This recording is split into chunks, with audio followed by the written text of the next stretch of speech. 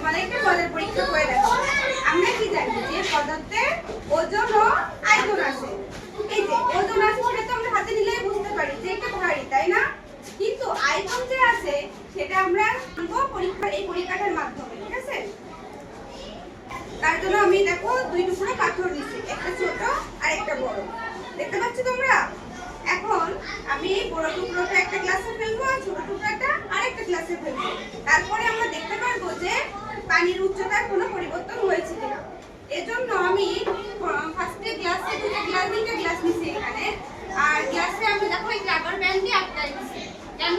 পানির স্তর যতটুকু উচ্চতায় আছে ঠিক ততটুকু উচ্চতায় আমরা রাবার ব্যান্ডটা দিয়ে আটকিয়ে দিচ্ছি।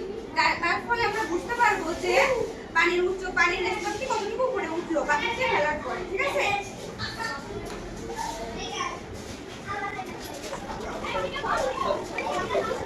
কি দেখতে পাচ্ছ?